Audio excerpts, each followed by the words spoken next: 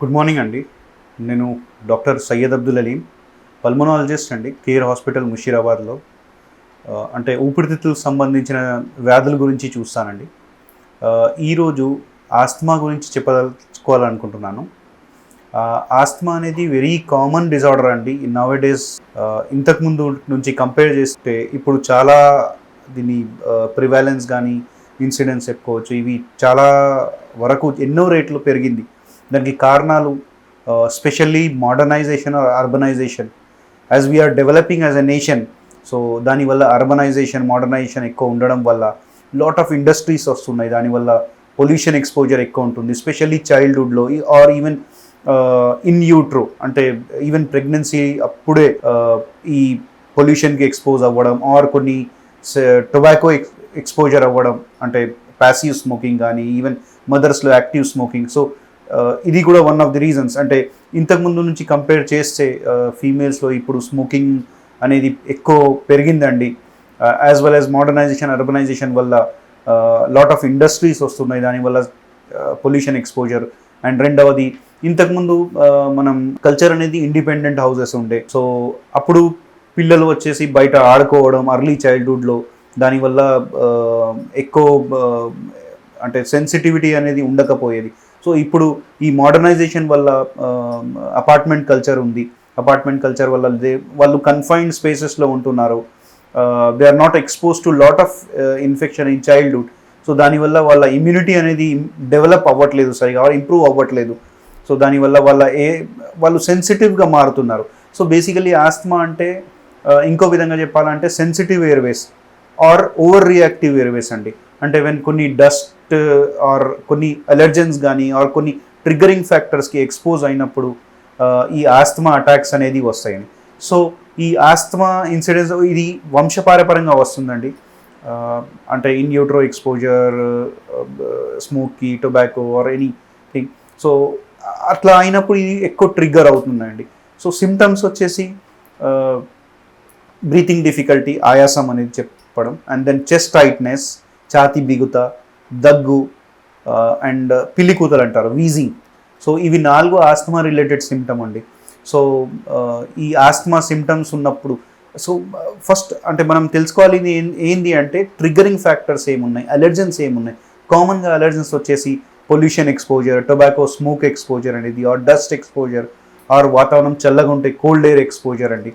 So are కొన్ని viral infections వల్ల కూడా ఇవి ట్రిగ్గర్ అవుతుంది ఆస్తమా. అండ్ ట్రిగరింగ్ ఫ్యాక్టర్స్ అనేసరికి కొన్ని మెడికేషన్స్ ఉన్నాయి, సచ్ యాజ్ ఆస్పిరిన్ ఉంది, cardiac medicine, or blood thinner అంటారు. అండ్ దెన్ కొన్ని పెయిన్ కిల్లర్స్ ఉన్నాయండి.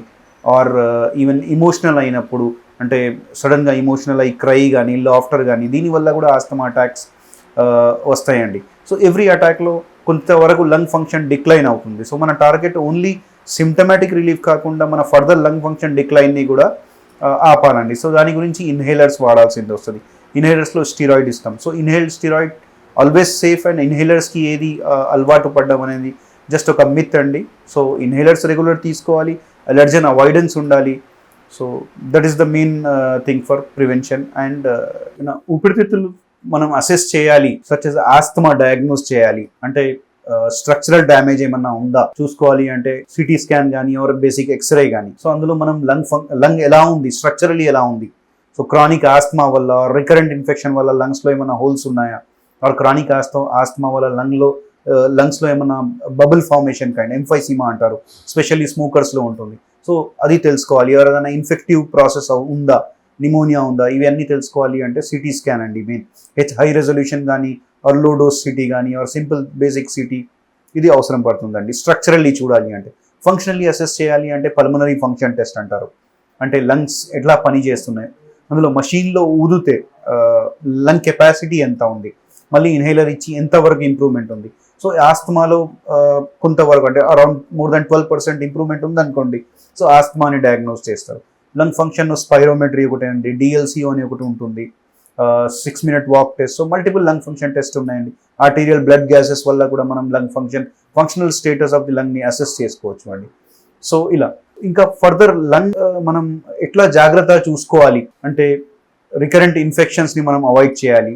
అండ్ స్పెషల్లీ ఇంతకుముందు ఏంది ఇన్ఫెక్షన్ అయినా వీ వుడ్ హ్యావ్ మేనేజ్డ్ కన్జర్వేటివ్లీ, అంటే ఇంట్లో అమ్మమ్మ చెప్పే ప్రిన్సిపల్స్ కొన్ని, ఆర్ అంటే సూప్స్ తీసుకోవాలి, స్పెషల్లీ ఫ్లూలో కొన్ని సూప్స్ తీసుకోవాలి, ఇట్లా మేనేజ్ చేసుకునేవాళ్ళు. ఈ మధ్యలో ఏంటంటే అర్లీ ఇనిషియేషన్ ఆఫ్ యాంటీబయాటిక్స్, ఏదో కొంచెం ఫ్లూ రాగానే యాంటీబయాటిక్స్, ఫ్లూ మోస్ట్లీ వైరల్ ఉంటుందండి, దాంట్లో యాంటీబయాటిక్స్ వాడడం, దీనివల్ల ఏమవుతుందంటే అందరూ సెన్సిటివ్గా మారుతున్నారు. సో దానివల్ల ఆస్తమా ప్రివాలెన్స్ కూడా పెరుగుతుందండి. So avoidance of early antibiotics and supportive care and dust exposure avoid చేయాలి. అండ్ మనం ఈ మధ్యలో అర్బనైజేషన్ చెప్పాను, పొల్యూషన్ ఎక్స్పోజర్ ఎక్కువ ఉంటుంది, సో మాస్క్ వాడడం కానీ, సో ఈవెన్ మనం సిగ్నల్ మీద ఆగినప్పుడు ఈవెన్ వెహికల్ అవసరం లేదు అంటే we should switch it off, and then diesel exposure కానీ ఇవన్నీ అవాయిడ్ చేయడం, అండ్ ఇంట్లో డస్టింగ్ చేయించడం, ఆర్ హౌస్ డస్ట్ మైట్ ఉంటుంది డస్ట్లో, సో అది ఫ్రీక్వెంట్గా డస్టింగ్ చేయాలి. And as well as cockroach exposure or పెట్స్ని ప్రాపర్గా హ్యాండిల్ చేయడం, దాన్ని వ్యాక్సినేషన్ చేయడం అనేది దీనివల్ల లంగ్స్కి మనం చాలా వరకు ఆస్తమా ప్రివెన్షన్ కానీ నిమోనియా ప్రివెన్షన్ కానీ చేసుకోవచ్చు. అలాగే ఓవర్ క్రౌడెడ్ ప్లేస్లో ఎక్కువసేపు ఉండడం కరెక్ట్ కాదు. అండ్ ఏ ప్లేస్లో మనం వర్కింగ్ ప్లేస్ కానీ ఇంట్లో క్రాస్ వెంటిలేషన్ ఉండాలండి, స్పెషల్లీ వైరల్ ఇన్ఫెక్షన్తో మనం ప్రివెంట్ చేయాలి ఆర్ దాంతో మనం ప్రొటెక్ట్ చేసుకోవాలి అంటే క్రాస్ వెంటిలేషన్ ఉండాలండి. ఈ ఆస్తమాలో మెయిన్ ట్రీట్మెంట్ ఇన్హేలరే అండి. ఇన్హేలర్లో 2 types ఆఫ్ ఇన్హేలర్స్ ఉంటాయండి, రెస్క్యూ ఇన్హేలర్ ఆర్ రిలీవర్, ఏదో మనకు ఇమ్మీడియట్గా రిలీఫ్ ఇచ్చేది, దాని ఆన్సెట్ ఆఫ్ యాక్షన్ ఫాస్ట్ ఉంటుంది, అండ్ దాని హాఫ్ లైఫ్ అనేది అంటే బాడీ నుంచి క్లియరెన్స్ వెరీ షార్ట్ టైంలో అయిపోతుంది. సో దాన్ని short acting or rescue inhaler or reliever అంటారు. Then other kind of inhaler, అది లాంగ్ టర్మ్గా మెయింటెనెన్స్ చేసుకోవాలి. ఒకవేళ ఆస్తమా పర్సిస్టెంట్ ఉంటే దాన్ని controller inhaler or maintenance inhaler అంటారండి. బేసికలీ అందులో మెయిన్ మెడికేషన్ వచ్చేసి స్టీరాయిడ్ అండి. ఈ స్టీరాయిడ్ అంటే అందరూ భయపడ్డం, స్టీరాయిడ్ వల్ల సైడ్ ఎఫెక్ట్స్ ఉంటాయంటే, అంటే టాబ్లెట్స్ వల్ల కానీ ఇంజెక్టబుల్ వల్ల కానీ సైడ్ ఎఫెక్ట్స్ ఉంటాయండి. అది త్రూ వెయిన్ ఇచ్చినప్పుడు బ్లడ్ సర్క్యులేషన్లో వెళ్ళి, త్రూ స్టమక్ టాబ్లెట్ బ్లడ్ సర్క్యులేషన్లో వెళ్ళి ప్రతి ఒక్క ఆర్గన్కు వెళ్తుంది కాబట్టి దానివల్ల సైడ్ ఎఫెక్ట్ ఛాన్సెస్ ఉంటాయి. అదే మనం ఇన్హేలర్ ఆస్తమాలో యూజ్ చేసేది direct steroid through inhaler direct లంగ్స్లో వెళ్తుంది కాబట్టి టాబ్లెట్లో ఉన్న ఇంచుమించు రఫ్లీ 5% డోస్ కూడా సరిపోతుంది. బికాస్ వేరే ఆర్గన్స్ వెళ్ళి ఫిల్టర్ అవుట్ అయిపోవడం అనేది ఆ ఎఫెక్ట్ ఇన్హలేషన్లో ఉండదండి. సో దానివల్ల సైడ్ ఎఫెక్ట్స్ చాలా వరకు మినిమైజ్. మోర్ ఓవర్ అందులో సిస్టమిక్ అబ్జార్ప్షన్ ఉండదు కాబట్టి వేరే సైడ్ ఎఫెక్ట్స్ ఉండవండి. సో రెండవది ఏంటంటే మిత్ కామన్గా ఏంటంటే ఇన్హేలర్స్ వాడితే అలవాటు పడతారు. ఈవెన్ స్టడీస్లో ఇందులో కూడా దానికి ఇన్హేలర్కి అలవాటు పడే టెండెన్సీ లేదండి. So that just a myth.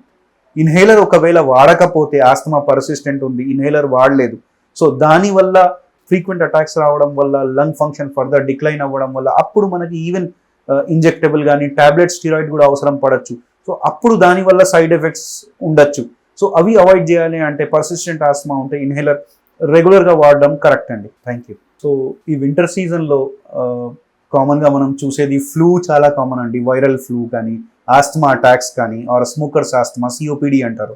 So ఈ COPD attacks, asthma attacks or flu very common. కొన్ని pneumonias common, community acquired pneumonia. దీనికి మెయిన్ రీజన్ ఏంటి అంటే ఆస్తమాలో చల్లటి గాలి తగలడం వల్ల ఎయిర్వే సెన్సిటివ్ ఉంటాయి కాబట్టి అందులో వాపు రావడం, లంగ్ ఫంక్షన్ డిక్లైన్ అవ్వడం, దానివల్ల ఆస్తమా అటాక్స్ రావడం. ఈవెన్ స్మోకర్స్ ఆస్తమాలో కూడా సిఓపిడి, వింటర్ సీజన్లో చెస్ట్ కంజెషన్ రావడం, ఫ్లెమ్ రావడం అనేది ఉంటుందండి. సో ఇదొకటి. రెండవది, మనం వింటర్ సీజన్లో క్లోజ్డ్ స్పేసెస్లో ఉంటాం, చలితో మనం ప్రొటెక్ట్ చేసుకోవడానికి క్లోజ్డ్ స్పేసెస్లో ఉంటాం. సో దానివల్ల ఓవర్ క్రౌడెడ్ అయిపోతాయండి ప్లేసెస్. సో దానివల్ల క్రాస్ ఇన్ఫెక్షన్స్ కానీ ఎవరికైనా వైరల్ ఇన్ఫెక్షన్ ఉంటే వేరే వాళ్ళకు అంటుకోవడం అనేది ఇది ఉంటుంది. So over crowded places avoid చేయాలి అండ్ ప్రాపర్లీ వెంటిలేటెడ్ ప్లేసెస్లో ఉండాలండి. అండ్ ఇంకోటి మెయిన్ రీజన్ ఏంటంటే కాఫింగ్ కానీ స్నీజింగ్ వచ్చినప్పుడు we should cover our nose and mouth అండి. సో దీనివల్ల వైరల్ మనం ఫాలో చేసిన ఈ ప్రిన్సిపల్ డ్యూరింగ్ కోవిడ్ చాలా వరకు ఈవెన్ ఈ కోల్డ్ సీజన్స్లో, వింటర్ సీజన్స్లో యూస్ఫుల్ ఉంటుందండి. Thank you.